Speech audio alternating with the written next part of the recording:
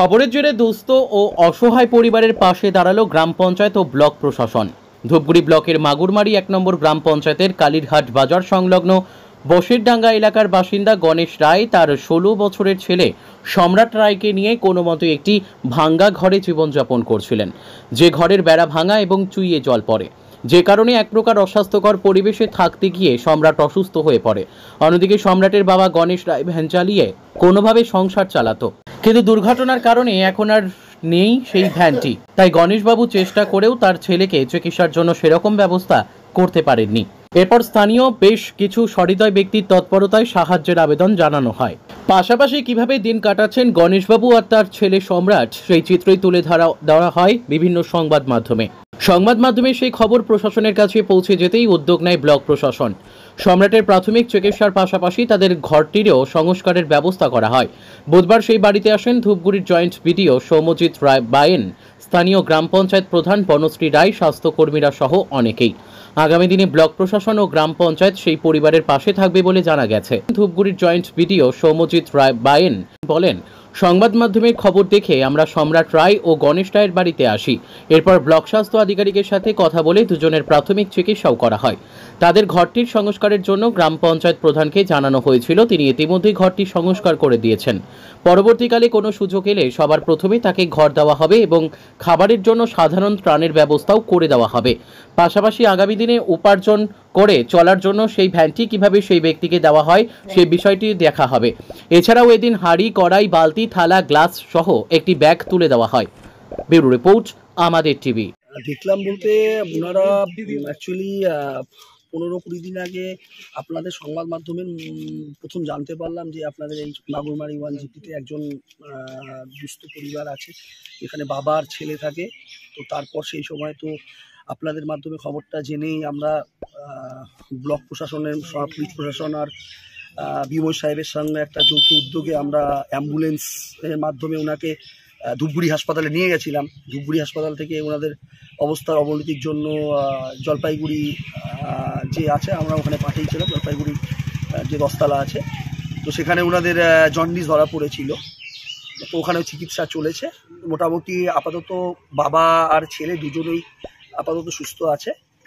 তো সেই সময় আমার কাছে একটা খবর এসেছিল যে ওনাদের ঘরটা রিপেয়ারিং করতে হবে, মানে ঘরে আপনাদের মাধ্যমেই আবারও বলছি জানতে পেরেছি বা আমি নিজে এসে দেখেছিলাম তখন যে ঘরে বৃষ্টির জল পড়ছিল, মানে ঘরে একদম ফাঁকা জায়গায় ছিল আর কি। ঘরের মধ্যে শেড কিছু ছিল না, টিন ছিল না কিছু। তো তারপরে আমি আমার পাশে মাগুরমারি 1 গ্রাম পঞ্চায়েতের প্রধান ম্যাডাম আছে, ওনাকে অনুরোধ করেছিলাম যে পঞ্চায়েতের থেকে একটা মোটামুটিভাবে টেম্পোরারিভাবে আপাতত কিছু একটা ব্যবস্থা করে দেওয়ার জন্য। পরবর্তীতে আপনারা তো সবাই জানেন PMY এর এখন বন্ধ আছে এটা, যদি পরবর্তীতে হাউজিংয়ের স্কিম আসে তখন তো ওনার নামটা মানে প্রথমে ঢোকানোর একটা বিবেচনা আমি করে রেখেছি আর কি, আমি বা বিডিও স্যারও করে রেখেছি। কিন্তু আপাতত যেহেতু হাউজিং স্কিমটা বন্ধ আছে সেই জন্য আপাতত আমরা ব্লক প্রশাসন বা মাগুরমারি 1 গ্রাম পঞ্চায়েতের সমস্ত মেম্বার বা আমাদের প্রধান ম্যাডাম আছে, ওনারা একটা আপাতত যাতে দিনে বা রাতে আপাতত ওই বাড়িতে থাকতে পারে তার একটা প্রাথমিক ব্যবস্থা করে দিয়েছে। তো আমি এই জন্য মাগুরমারি 1 গ্রাম পঞ্চায়েতের প্রধান ম্যাডামকে অসংখ্য ধন্যবাদ দেব, কারণ উনি আমার কথাটা রেখেছে। মানে এটা সত্যি ধন্যবাদ দেওয়ার মতোই ব্যাপার। ওনাকে আমি ঠিক 15 দিন আগে বোধহয় বলেছিলাম আমি একটা ছুটির দিন যে ম্যাডাম এটা কিন্তু করে দিতে হবে, কারণ চাল নেই, কিছু নেই, ওরা খোলা আকাশের নিচে থাকছে। তো ম্যাডাম মোটামুটি করে আজকে মোটামুটি রেডি করেছে ঘরটা। আর আমি এসে যেটা দেখলাম আমাদের ওখানে আরও অল্প কিছু কাজ বাকি আছে, যেমন আমরা ব্লক থেকে ওনাকে ত্রিপল দিলাম। তো আমি মাগুরমারি 1 গ্রাম পঞ্চায়েতের প্রধান ম্যাডামকে বললাম যে একটা আপাতত বাড়ির সামনে একটা ছোটো বারান্দার মতো করে দিতে। তো উনি সেটা আমাকে কথা দিয়েছে, উনি শীঘ্রই বারান্দাটা করে দেবে। আর মোটামুটি আমরা ঘরটা যেখানে আপনারাই দেখিয়েছিলেন, যেখানে খোলা আকাশের নিচে ছিল, টিন ছিল না, আর মোটামুটি ঘরটা একটা বসবাসযোগ্য আপাতত করেছি। আবারও বলছি, ভবিষ্যতে যদি বাড়ির কোনো স্কিম আসে আমি ওনার নামটা আগে ঢোকানোর একটা চেষ্টা করব। আর আমাদের এই টোটাল এই যে কার্যকলাপ এর মধ্যে আমাদের হাসপাতালের থেকেও আমাদের আশা এনএম দিদিরাও ছিল, ওনারাও আছে। তো ওনারা ওনাদের ব্যক্তিগত উদ্যোগে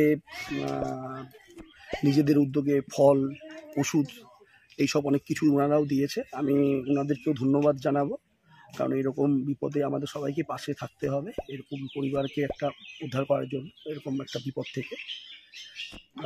তো দেখা যাক, আবার পরবর্তীতে ম্যাডামকে বলেছি কিছু ইনকমপ্লিট কাজ আছে বলতে বারান্দাটা একটু তৈরি বাকি আছে।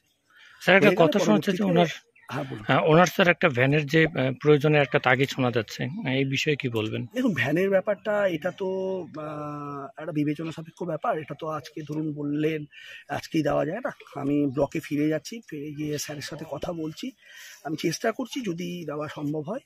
আর ওই জিআরের যে ব্যাপারটা আছে, চাল ব্যাপারটা, এই দুটো আমার বিচার বিবেচনার মধ্যে আছে। জিআর আর ভ্যানের ব্যাপারটা গিয়ে ব্লকে গিয়ে স্যারের সাথে আলোচনা করছি, করে আমি মাগুরমারি 1 গ্রাম পঞ্চায়েত প্রধান ম্যাডামকে আমি জানিয়ে দেবো। Thank you.